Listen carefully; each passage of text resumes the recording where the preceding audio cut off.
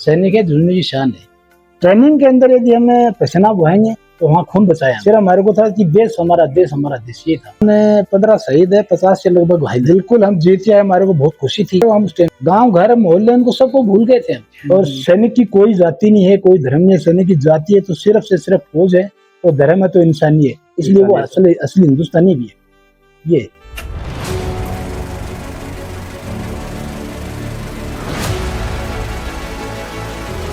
नमस्कार। आज हमारे साथ हैं रिटायर्ड एक आर्मी ऑफिसर इनायत खान जी। नमस्ते। नमस्ते। तो इनायत खान जी थे कितनी साल सर्वे करके आया आर्मी में? सबसे पहले तो मैं रमन जी आपका यहाँ पर आने पर आपका बहुत बहुत स्वागत करता हूँ कि यहाँ पर आप एक सैनिकों का जो भी कार्यक्रम या शहीदों का जो भी प्रोग्राम आता है उसमें आप एक कॉल के साथ यहाँ पर आ जाते हैं। उसके लिए मैं आपको बहुत बहुत ही दिल से गहरे से इस्तेमाल करता हूँ। सबसे पहले तो मैं सेना के अंदर 17 साल के लगभग नौकरी करके आया हूँ। कौन सी यूनिट वगैरह? मेरी यूनिट है 16 ग्रेनेडियर चार्ली कंपनी। अच्छा। और वैसे हम कईम खानी कंपनी भी बोलते हैं उसको। तो कब का भर्ती कब हुआ थे? मैं 1984 का भर्ती हूँ। अच्छा। तो ये थे अभी बताया चार्ली कंपनी के मतलब हुआ? चार जैसे भी एक पलटन होती है, उसके अंदर 6 कंपनी होती है। अच्छा, कौन सी? और वो 6 कंपनियां क्या है कि एकजुट होकर वो देश के लिए लड़ाई लड़ती है। तो उसके अंदर ABCD ऐसे alpha bravo charlie delta echo और हेडक्वार्टर SP ऐसे कंपनी होती है बनी। अच्छा। तो उनसे हमारे क्या है कि उसके अंदर हथियार वगैरह जो भी हैं एक कोऑर्डिनेट होते हैं, उसमें लड़ाई लड़ते हैं। तो हमारी कंपनी चार्ली कंपनी है, वैसे कैम खानी कंपनी भी बोलते हैं उसको। अच्छा। तो कटे सर्विस दी आपने?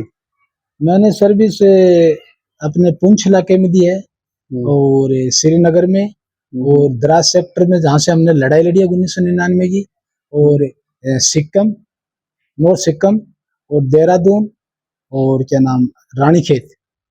6-7 जगह हमने सेवा दी है देश के लिए। अच्छा। तो थारे टाइम में मतलब थे कोई वॉर वगैरह में भी इन्वॉल्व रह गए? मैं वार वगैरह वो रख सकता हूँ, हमने जो भी चलते हैं ऑपरेशन वगैरह तो हमारे जो सिखलाई के लिए तो किए हैं। बाकी हमने 1999 का जो कारगिल युद्ध हुआ वो हमने खुद ने लड़ा है। अच्छा। तो कारगिल की एक्सपीरियंस जुड़ा था। कारगिल का एक्सपीरियंस ये था कि दुश्मन है वो थोड़ा धोखा देके हमारे को, जो हमारे विंटर में पोस्ट खाली होते हैं वो उनमें आके बैठ गया था। वो धोखे से हमारे साथ लड़ाई के लिए उन्होंने धोखा किया था। उसके लिए फिर हमने, हमारे हिंदुस्तान की सेना ने जो नीति बनाई लड़ाई की, वो इसी बेस पे बनाई थी कि हम उनको वापस खदेड़े कसे करके, और उनको खदेड़ा वापस। क्योंकि कारगिल के अंदर आपको मालूम है कि माइनस टेम्परेचर है बहुत ज्यादा। एक साइड की 2 नंबर सर्दी है वहां पर। उस सर्दी के अंदर हमारे हिंदुस्तान के सैनिक, तो वो एक तो दुश्मन से लड़ाई लड़ना, दूसरा उस सर्दी से भी लड़ाई लड़ना। तो पहला था मौसम से और फिर दुश्मन से।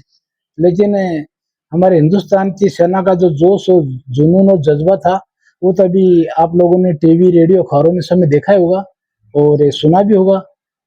और दुश्मन को एकदम ललकारा, उसको खदेड़ा, उसको वहां से जगह छुटाई है उसकी। तो जो परमवीर चक्र विजेता जो योगेंद्र जी, हाँ वो मेरे ग्रुप से हैं, ग्रेनेडियर से 18 ग्रेनेडियर से हैं, और उन्होंने भी वहीं पर आके लड़ाई लड़ी है टाइगर हिल के नीचे। अच्छा। और उन्होंने देखो लड़ाई के अंदर बहुत अच्छा प्रदर्शन किया है, और उनके गोली लगने के बाद भी और फिर भी दुश्मन से डट के मुकाबला किया उन्होंने। और घायल तो हम भी हुए हैं वहां पर, मैं वहां का घायल हूँ कारगिल का, लेकिन हमने लड़ाई लड़ी है। पीछे थोड़ी हटे हम घायल होने के बाद में, वहां गिरे नहीं है, दुश्मन के सामने गए हम। ज्यादा नहीं हिम्मत हुई तो हमारे को वापस उन्होंने क्या है नीचे हेडक्वार्टर की तरफ। अरे सबसे, अगर कारगिल में सबसे बड़ा योगदान इन्फेंट्री जो भी बटालियन रही उनका रहा, सबसे बड़ा योगदान ये कारगिल के अंदर सबसे बड़ा योगदान इन्फेंट्री बटालियन जो पैदल सेना उनका रहा। अब उसके अंदर चाहे ग्रेनेडियर है, चाहे जाट है, चाहे राजपूत है, चाहे महार है, चाहे जैकलाई है, चाहे जैक है, कोई भी जो इन पैदल सेना है उसका बहुत अच्छा रोल था वहां पर। आमने सामने की लड़ाई लड़ी है उन्होंने, दुश्मन को पोस्टों में जाके भी उन्होंने खाली कराया, उनको बर्बाद किया है। तो आपकी यूनिट से कितना लोग शहीद हुए उस टाइम? मेरी यूनिट से तकरीबन 15 शहीद है, 50 के लगभग घायल है। 16 ग्रेनेडियर से। और हमने एक ही माँ के 2 लाल कारगिल के अंदर लड़ाई लड़ी है, मेरे से छोटे हैं, उन्होंने भी लड़ाई लड़ी है मेरे साथ ही। और आज वो 8 तारीख को अभी रिटायरमेंट है उनका, उन्होंने कैप्टन से रिटायर हो रहे हैं वो। उन्होंने भी अच्छी लड़ाई लड़ी है। और आज देखो उनका मुकद्दर देखो, उन्होंने लड़ाई वहां से लड़ी फर्स्ट में जब भर्ती हो गए, और आज रिटायरमेंट भी हुई कारगिल से हो रही है। कारगिल से रिटायर हो कारगिल से रिटायरमेंट है, ये उनका बहुत ही अच्छा मुकद्दर है। और ये आप दोनों भाइयों का भी है कि दोनों भाइयों ने साथ लड़ाई लड़ी साथ लड़े, एक साथ और लड़े। दोनों भाई जीत के हैं साथ में? बिल्कुल, हम जीत के आए, हमारे को बहुत खुशी थी उस टाइम जब जीतना था हमारे को। हम गांव घर मोहल्ले उनको सबको भूल गए थे हम। सिर्फ हमारे को था कि देश हमारा, देश हमारा देश, ये था हमारा। देश के अंदर इस कायम खान कौम का बहुत ही जोश और जुनून और जज्बा है। लड़ाई के अंदर ये कभी पीछे हटने वाले नहीं है। वैसे यहाँ पर कैसे भी, लेकिन रणभूमि में झुक के चलने वाले नहीं है। वहां पर तो आमने सामने ही लड़ाई है। तो फिर मतलब 17 साल आर्मी में सर्विस दी, तो कभी मतलब यहाँ की कंडीशन बनेगी, कभी मतलब कि ड्यूटी पर होते था नहीं लगे चल घर की याद आ रही है आज? हमारे को देखो घर की याद पहले तो आती होगी, लेकिन जब ऑपरेशन शुरू हो गया, ऑपरेशन विजय, तो हमारे को कोई घर की याद नहीं थी, कुछ भी याद नहीं थी। हमारे सिर्फ हमारे लगी थी हमारा देश, हमारा देश, हमारा देश, बस। कि हम राष्ट्र के लिए कैसे कर जाए, हम दुश्मन को जो भी एलसी पे बैठा है उसको 1 इंच जमीन भी नहीं ले देंगे, कैसे करके छुटाएंगे। हमने जमीन खाली कराई है, दुश्मन को खदेड़ा है। और अब दुर्गम पहाड़ियां ऐसी थी कि उन पर हमारा चढ़ना आना जाना बहुत मुश्किल था, लेकिन हिम्मत है। और हमारे को पीछे से सिविल जनता का भी साथ था। हमारे को खाने के लिए वहां पर राशन भी आ रहा था, ट्रक के ट्रक आ रहे थे। और सिविल जनता का भी मैं ये कह रहा हूँ कि उन्होंने लड़ाई के लिए भी तैयार थे। अच्छा अच्छा। जो कारगिल के अंदर द्रास सेक्टर में थे, उन्होंने बोला कि हम जाएंगे, हम लड़ेंगे। लेकिन ये भारत माता, इसलिए कितने अब हिंदुस्तान में देश आपको मतलब भारत माता इसी के लगता है, भारत के लगता है। इस भारत माता की 1 इंच जमीन धरती को भी हम नहीं लेने देंगे, चाहे पाकिस्तान हो, चाहे चाइना हो, कोई भी हो, हाँ। दुश्मन कोई भी हो। और आज भी हमारे को यदि वहां से कॉल आ जाए कि आपको देश की सुरक्षा के लिए आना, तो हम तैयार हैं। कभी चाहे रात को आ जाए, यूनिट से आ जाए, चाहे कहीं हेडक्वार्टर से, कहीं से भी आ जाए, उसमें आना बहाना नहीं होगा कि मैं वो हजारों। इतने साल होने के बाद भी आप तैयार बैठे हो? बिल्कुल तैयार है, मैं भी तैयार है। और हमारे पूरा परिवार है, सैनिक परिवार है। और सैनिक की कोई जाति नहीं है, कोई धर्म नहीं है। सैनिक की जाति है तो सिर्फ से सिर्फ फौज है, और धर्म है तो इंसानी है। इसलिए वो असली हिंदुस्तानी भी है। ये इंसानियत उसमें बहुत जरूरी है। असली हिंदुस्तानी की यही पहचान है सब, बिल्कुल ही। तो मतलब थे जब आर्मी में नया नया भर्ती हुआ, तो बेटा ट्रेनिंग वगैरह कैसे हो? बेटा ट्रेनिंग वगैरह बारे में बताओ सारी। देखो लड़ाई के जब सेना के अंदर हम भर्ती हुए थे, तो हमें ड्रेस को देख के भर्ती हुए थे कि वहां पर तो आराम है, ड्रेस लगा लिया, आराम है। लेकिन सेना की जब हमने बेसिक ट्रेनिंग की, मूल प्रशिक्षण लिया ना, तो उस मूल प्रशिक्षण में देखो हमने जैसे एज पर लड़ाई के तौर पे लिया हो, तो ट्रेनिंग के अंदर यदि हमें पसीना बहाएंगे तो वहां खून बचाया हमने। तो वो ट्रेनिंग, हमारी जो बेसिक ट्रेनिंग थी ना, वो हमारा बहुत आले दर्जा का था। और उसी ट्रेनिंग के बाद में भी एक कसम खाई जाती है कि भाई आप हमारे को आग हवा पानी किसी भी रास्ते से भेजेंगे तो हम वहां पर रुकेंगे नहीं, मना नहीं करेंगे। जैसे कोई भी दिक्कत आ जाए, चाहे किसी को कसम, इसलिए वो कसम खिलाई जाती है। और उसी कसम पे लास्ट तक उसी कसम पे रहते, उसी के कसम पे रहते, उसी की लड़ाई लड़ी हम। हमारा मेन मकसद है देश की सुरक्षा करना। तो ट्रेनिंग वगैरह कटे हुई थी हमारी जबलपुर ट्रेनिंग सेंटर, हमारा केंद्र है वो जबलपुर है। जबलपुर में? हाँ जी। तो ट्रेनिंग में भी टाइम पर मतलब काफी लोग हाँ जो आर्मी छोड़ के भी आ जाता आर्मी तो छोड़, कदे मतलब इतनी हार्ड ट्रेनिंग देके कभी सोचा को नहीं कि यार वापस चला? नहीं साहब, हमने देखो हमारा तो पीढ़ियों से यहाँ पर चौथी पीढ़ी चल रही है, तो हमारे को तो कोई देखने का मतलब नहीं कि सेना के अंदर। इस परिवार की एक खासियत और है कि प्री मेचर रिटायरमेंट इसमें कोई नहीं है, पूरी कलर सर्विस करके आ रहे हैं। जिसको 30 करनी है 30, 32 करनी है 32, 25 करनी है 25, जिस रैंक की सर्विस है पूरी करके आ रहे हैं। अच्छा। पहले नहीं आती कि मेरी दिक्कत होगी, कहीं आ जाते हैं फौज में दिक्कत है, कोई दिक्कत नहीं है। क्या दिक्कत है? मेन मकसद है देश की सेवा के लिए भर्ती है, मेन मकसद ये है। अगर मकसद सही हो तो फिर कोई दिक्कत नहीं है। भाई मकसद हमारा होगा तो मंजिल पे पहुंच जाएंगे हम। मकसद ही नहीं है हमारा तो हम पहले ही टूट जाएंगे। लेकिन जोश और जुनून है ना, वो तो। और फिर हमारे ग्रेनेडियर से एक बहुत ही इसका योगदान रहा, इस यूनिट का बहुत ही ज्यादा योगदान रहा है, खास करके कारगिल की लड़ाई में। और हमने बहुत यहाँ पर वर्कशॉपों में भाग लिया है, अच्छे काम किए। तो जब एक चीज बताओ, चलो वॉर के टाइम पे तो आर्मी वॉर कर रही है, लेकिन जब बिल्कुल पीस के टाइम पर आर्मी के रोल रहे? देखो पीस के टाइम भी आर्मी का ये रोल है कि साल के अंदर दो या साल में 2-3 बार हमारे को क्या है कि एज पर जो ये युद्धाभ्यास है इसका अभ्यास करना पड़ता है कि हमारा वैसा का वैसा है, कोई उसमें मिस्टेक नहीं होगी। भाई अपन किसी चीज को छोड़ देंगे तो भूल जाएंगे, लेकिन हमारे को एकदम वैसे युद्धाभ्यास की ट्रेनिंग करनी पड़ती है जैसे एज पर लड़ाई लड़ रहे हैं।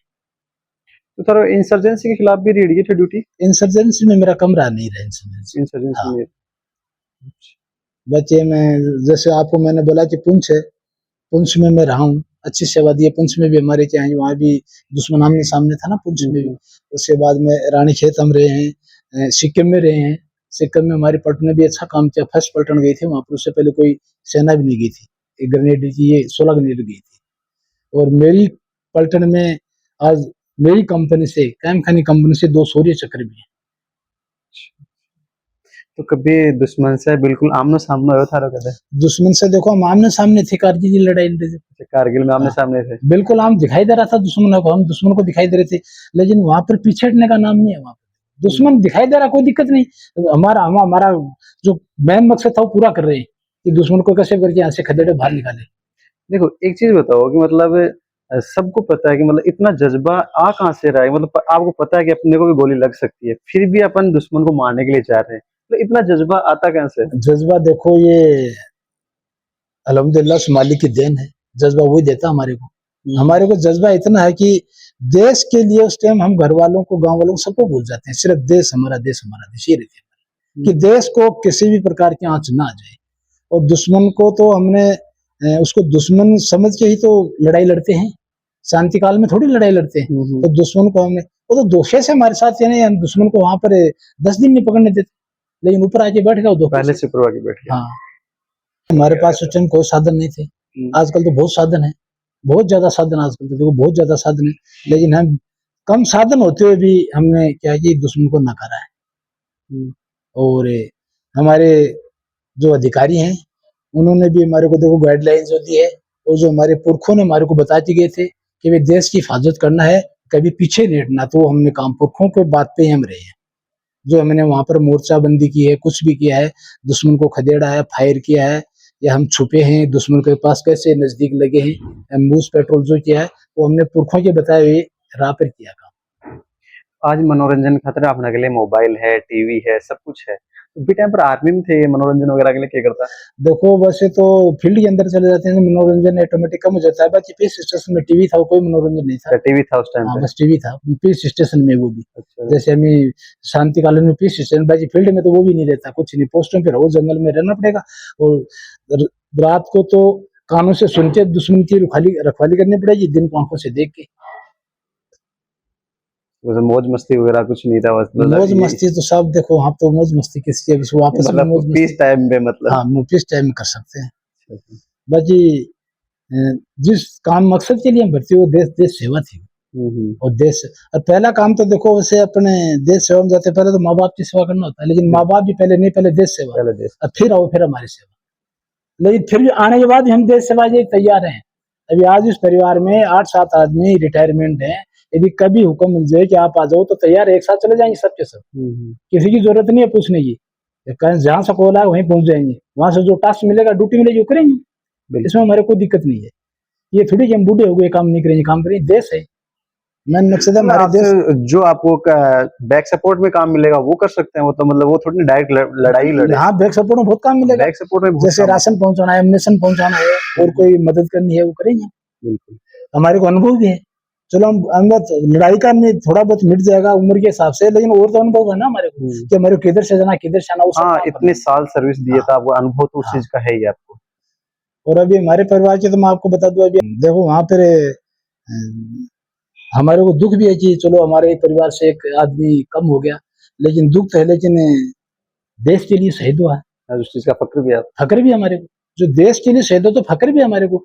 और ठीक है, मैं इस भारत माँ की सेवा कर रहे थे, 18-19 आदमी कितने कर रहे थे, एक आदमी ने हमारे लिए या देश के लिए प्राणों की बाजी दी है, तो हमारा, हम भारत माँ के इससे कर्जदार चल रहे थे, हमारा ऋण चुका दिया उन्होंने। नहीं, आज पूरा गांव उनके नाम से जाना जा रहा है। वे अमर शहीद हो गए, अमर शहीद हो गए वो अमर रहेंगे हमेशा के लिए, अमर रहे। तो इसी देखो शहीद परिवार में, और अनुशासित परिवार है, आप कहीं भी किसी से पूछ लेना, अनुशासित परिवार है, अनुशासन में रह के काम करते हैं और यहाँ भी हमारे से समाज में हम अनुशासन में काम करते हैं। सेना में तो आपको मालूम है अनुशासन से काम होता है, कोई भी बिल्कुल काम अनुशासन से अनुशासन से होता हो। है। तो आज सैनिक का काम है कि देश की सेवा बढ़ चढ़ के करना जी, सैनिक का ये पहली ड्यूटी है उसकी, देश सेवा की पहली ड्यूटी यही है उसकी। तो आज आर्मी सिर्फ बॉर्डर पर ही नहीं, मतलब जो आज कोई त्रासदी हो रही है, कोई और भी हो रही है, हमें बहुत तगड़ो योगदान दे रही है। जैसे हमारे कहीं भी कोई देश के अंदर भी जैसे कोई पानी का या कोई अभिलाष हो, कुछ हो गया, भूकंप आ गया, वहां भी सेना मदद करती है। सेना का देश के प्रति तो रुझान सेना का सबसे ज्यादा है। जहां भी सेना को टास्क मिल जाए वहां पर सेना सबसे पहले पहुंचेगी। देश हम भर्ती देश सेवा के लिए हैं। यहाँ भी तो देश अब हमारे आदमी को तो बचाना है, कहीं किसी संगठन में तो कोई किसी भी संगठन में किसी को। और यहाँ भी हमारा काम है कि समाज सेवा करना, समाज के साथ मिलके रहना, कि समाज में किसको दुख तकलीफ है, किसको साथ लेके चलना है, कैसे चलना है, वो सारा काम करते हैं। समाज से भी जुड़े हैं, समाज से जुड़े हाँ, हैं। और गांव से भी जुड़े। गांव में भी किसी प्रकार का हमारे को जो भी काम मिलेगा हम तैयार हैं उसके लिए। गांव वाले सहमत हुए कहेंगे भाई आप यहाँ पर आओ, चाहे चंदे के लिए कहें चाहे किसी चीज के लिए तो हम तैयार हैं, किसी चीज को ऐसे उसको नकारेंगे नहीं। करेंगे नहीं। तो था ड्यूटी टाइम में मतलब इतना टाइम, काफी टाइम से ड्यूटी में दिए है, तो क्या था ये वो मुश्किल लगे यार, वो तो सबसे बहुत मुश्किल काम हो, तो ये वो काम मुश्किल लगे था। देखो हमारे को ड्यूटी के दौरान कोई काम मुश्किल नहीं लगा, क्योंकि हमारे मेन मकसद हम ड्यूटी के लिए भर्ती हुए थे। तो अब आप सोचेंगे कि लड़ाई में थे तो उनको बहुत मुश्किलात आई हुई, लड़ाई के अंदर हमारे को मुश्किल नहीं आई, कुछ भी नहीं। हमारे पास राशन भी था, खाने पीने के लिए सब कुछ था, ड्रेस भी थे, अच्छा गोला बारूद भी सब कुछ थे। हमारे को तो मेन मकसद था कि हमारे देश को कहीं भी आंच नहीं, देश को बचाना है बस। सुरक्षा देश के लिए बचे, तो हमारे को 1 इंच जमीन भी उनको पाकिस्तान को नहीं देंगे। और एलसी से उनको उठाया हमने, खदेड़ा है। वो हमारे इस बहादुर सैनिकों ने, वो किसी भी जात से हो, किसी भी कौम से हो, सबने अच्छा काम किया, मैं ये कह रहा हूँ। और सबने मिलके काम किया है। इन्फेंट्री बटालियन अकेली तो सिर्फ कब्जा करती है, बाकी हमारे जो सपोर्ट है, जो कोऑर्डिनेट करके सभी ग्रुप्स है, वो मिलकर लड़ाई लड़ते हैं।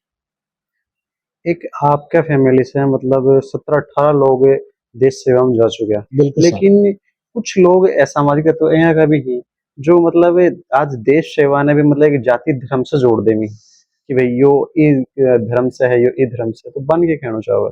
भाई मैं तो ये कहना चाहूंगा कि ऐसे आदमी है वो हमारे देश के लिए कलंक है।